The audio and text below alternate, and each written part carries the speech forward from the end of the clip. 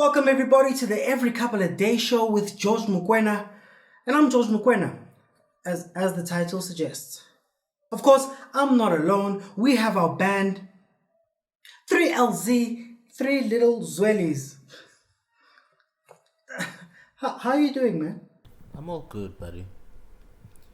I'm just wondering, if you never learned any language, I don't know, maybe you lived in the wild, let's just say isolated from any human being, and therefore you never learned anything about rules or religion or any way of life really that people go by, would you be living wrong? I guess that's why you guys just really do love him. Let's start the show off the right way.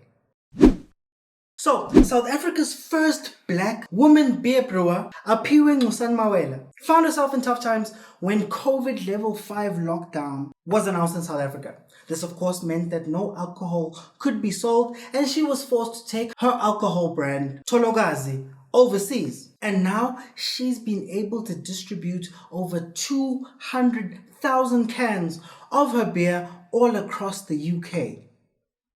Isn't that amazing? Trust the South African to find a way to get everybody to drink some beer. We'll be right back.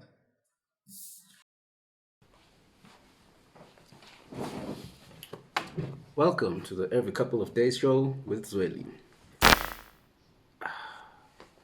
Shit. Load shedding. One time I come to the studio after hours.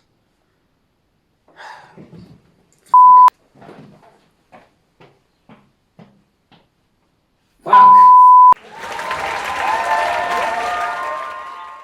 Now, South Africa, here at the Every Couple of Days show, we take our time every week going through every single news story that we can find.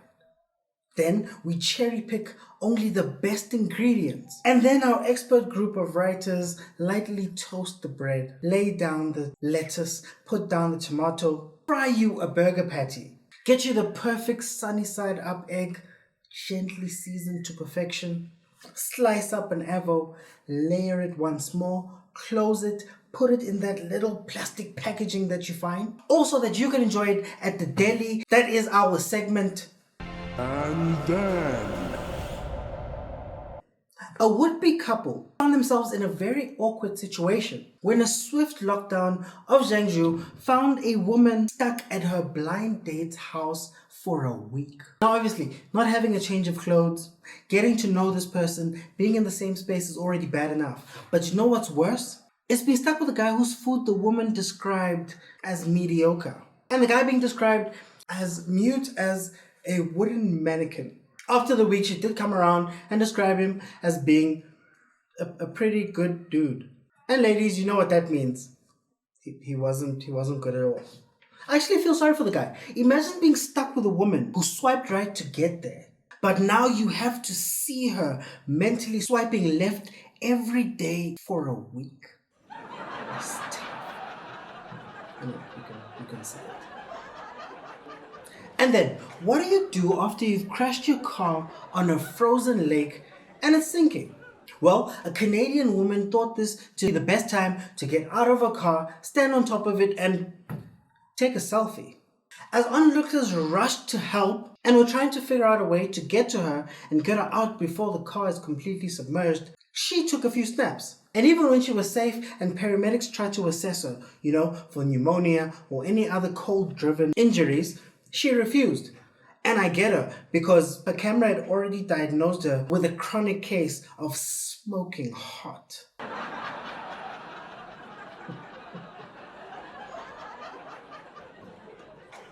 And then, the Lindiwe Sisulu drama is persisting.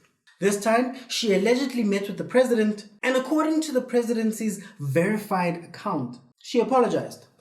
They even had quotes. But the plot thickens as she claims that she was misrepresented in these tweets and in fact had not apologized for anything. What a crazy precedent for the presidency account to set. I mean, what's stopping the Every Couple of Days Show Twitter account from tweeting, "The Every Couple of Days Show is the best comedy news show in the world"? Cyril Ramaphosa. I mean, okay, that's a bad example because it's true, but there's no way for you to verify that fact. Honestly, scandal aside, it's just sad to see experienced politicians resorting to contentious comments made in the media and tweets that try to make certain people look like saviors for disciplining their peers, all to win the ANC presidency. George Mokoena. See what I did there? But let's just be clear, I said none of that. And then, a London Tesla driver was busted while in a traffic jam watching porn on the vehicle's center console. A picture was taken from slightly behind the car that clearly shows him scrolling through one of the websites.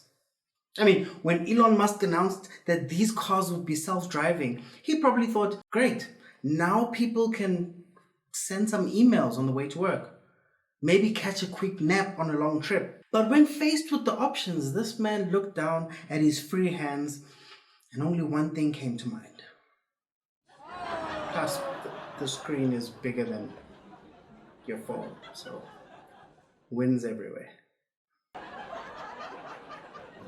And then, Zodwa Bantu has confirmed that she's accepting a calling and is becoming a iSangoma.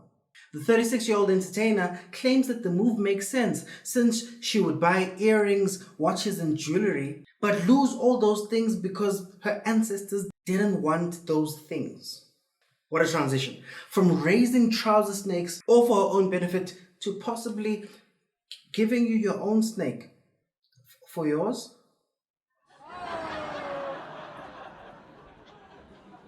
And then, a 57-year-old man is recovering well after successfully receiving a heart transplant from a pig. This, of course, is the first time this kind of operation has been successful. But you know what? I think capitalism has gone way too far. The meat cartels already make so much money from bacon, sausages, ribs. But no, greed has driven them to genetically modify pigs and provide organs from them too. Personally, I feel for the pigs. Babe clearly lied to them, especially if this is what coming to the city means. They thought they were going to become bebop, but instead they became spares. And then Prince Andrew has been stripped of all of his military affiliations, as well as not being allowed to use the His Royal Highness moniker in any official capacity. This comes as he faces sexual assault charges and will be in court later this year to face the music. How dramatic is the royal family? They don't tell you that they've been taken away. Rather, they say his titles and patronages have been returned to the Queen to be redistributed to other members of the royal family, which is an amazing visual. All of these old white people standing in Windsor Castle's waiting room, freaking out over the interview in order to get these titles. But at least now we know exactly where the royal family draws the line. It's either you sexually assault a minor or bring home a black girl. One thing is not as bad as the other. And if you're not sure which one, then I have some news for you.